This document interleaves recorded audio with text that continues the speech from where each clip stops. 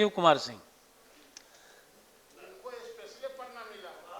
सभापति महोदय, सबसे पहले तो आपके प्रति आभार, आसन के प्रति आभार प्रकट करता हूं कि आज सत्रारंभ के पश्चात शून्यकाल और ये गैर सरकारी संकल्प नए स्वरूप में सभी माननीय सदस्यों को दिया गया है, लेकिन नवल भाई का छूट गया है।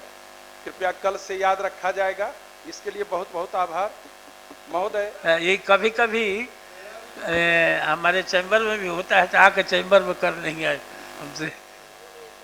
सभापति महोदय, को तो मिला ही है। यह बिहार विधान परिषद राज्य सरकार से अभिस्ताव करती है कि वह राज्य के सरकारी तथा मान्यता प्राप्त माध्यमिक उच्च माध्यमिक विद्यालयों में विभागीय अधिसूचना के तहत निर्धारित अवकाश तालिका के अनुरूप ही नामांकन, पंजीयन, परीक्षा आदि कार्यों के साथ साथ प्रशिक्षण कार्यक्रमों को भी आयोजित कराना सुनिश्चित करावे। माननीय सभापति महोदय, इस संकल्प के लाने के पीछे उद्देश्य यही है। प्रशासकीय विभाग शिक्षा विभाग है, लेकिन बिहार विद्यालय परीक्षा समिति द्वारा चाहे वो मासिक परीक्षा हो या वार्षिक परीक्षा हो या सेंटअप परीक्षा हो, विभाग द्वारा यूडाइस कोड का कार्य हो, पंजीयन कार्य हो, परीक्षा प्रपत्र भराने का कार्य हो, आए दिन लगभग 5-7 वर्षों से देखा जा रहा है विभागीय जो अधिसूचना है, जो निर्धारित अवकाश तालिका है, उसकी अनदेखी करके बिहार विद्यालय परीक्षा समिति भी और विभाग भी, एक बिहार शिक्षा परियोजना है, एक SCERT है, राज्य शिक्षा एवं शोध संस्थान, शिक्षण प्रशिक्षण संस्थानों में छुट्टी में ही चलाती है। तो ये कहाँ का नियम है? एक तरफ प्रशासकीय विभाग छुट्टी निर्धारित करती है, दूसरी तरफ छुट्टी के दिन परीक्षा लिया जाता है। सामान्य प्रशासन का सभापति महोदय पत्र है बिहार सरकार का, मंत्री महोदय, जो कि अगर छुट्टी के दिन कोई भी कार्य किन्हीं से लिया जाएगा तो 1 दिन के बराबर वेतन दिया जाएगा। काहे नहीं क्षतिपूर्ति दिया जाता है? उसके बदले एक और विकल्प है, अगर छुट्टी के दिन कोई भी कार्य होगा तो उसके लिए अतिरिक्त अवकाश देय होगा, लेकिन कहीं कुछ देय नहीं होता है।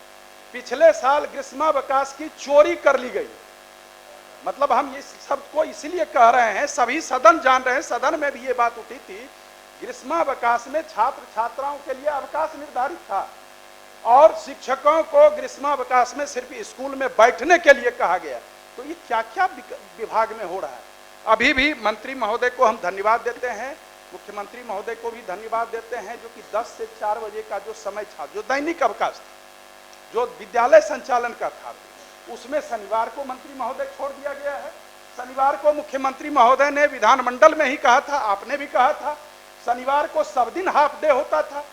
तो ये सब जो हो रहा है, कम से कम इसको आप माननीय मंत्री जी के लिए कुछ छोड़िए। महोदय विभागीय स्तर पर ये स्पष्ट मंत्री महोदय कर दें, चूंकि मैं कोई ये संकल्प लाने की जरूरत ही इसलिए हुई, जो कि जो सामान्य प्रशासन विभाग का निर्देश है उसके तहत या तो क्षतिपूर्ति उनको अवकाश दें या तो उनको 1 दिन के बराबर वेतन दें, नहीं तो आप ये निर्धारित कर दें जो शिक्षा विभाग का अवकाश है उस अवकाश के दिन कोई भी कार्य नहीं होगा, चाहे विविध प्रोत्साहन योजना हो वो भी खोल दिया जाता है।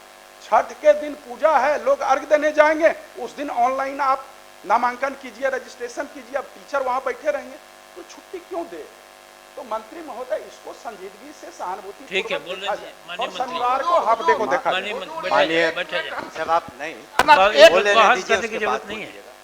माननीय सभापति महोदय, माननीय सदस्य को पहले तो विभाग को धन्यवाद देना चाहिए कि महिलाओं के कहने पर हमने जितिया पर्व पर कभी छुट्टी नहीं रहती थी, हमने दिया।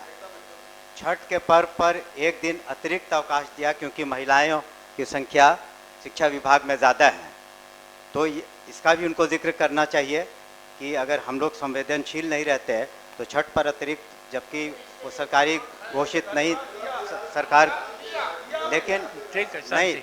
और दूसरी बात है कि हाँ, लेकिन जहाँ तक प्रश्न है कि हम लोग जो सरकारी अवकाश घोषित हैं, हम लोग कोशिश कर रहे हैं, कभी कभी उसमें विसंगति हो सकती है, बट सामान्यतः हमने निर्देश दिया है कि जो भी सरकारी अवकाश है वो आप उस पर छुट्टी और काम न लें। लेकिन ये भी एक चैलेंज है, माननीय सदस्य ने इसका जिक्र नहीं किया, कि आज 6 लाख से ज़्यादा शिक्षक हैं। जब 6 लाख शिक्षक को आप सोच लें कि अगर मुख्यालय में SCRT में ट्रेनिंग करानी हो और सभी डायट्स में जो जिलों में ट्रेनिंग करानी हो और एक सिर्फ 5 ही दिन एक सप्ताह में और साल में 2 बार करानी हो तो कुछ व्यवधान बीच में आएंगे, कुछ व्यवहारिक कठिनाइयाँ आएंगी।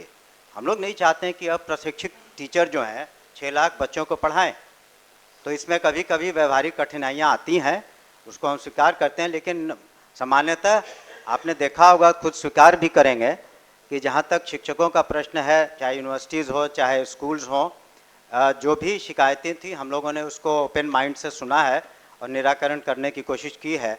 और जो गतिरोध था तरह तरह के, उसमें तो निश्चित रूप से कमी आई है और हम लोग संवेदनशील हैं कि जो भी माननीय सदस्य लगातार हमसे मिलते रहे हैं, सभी माननीय सदस्य, और उनकी बातों पर हमने अमल भी किया है।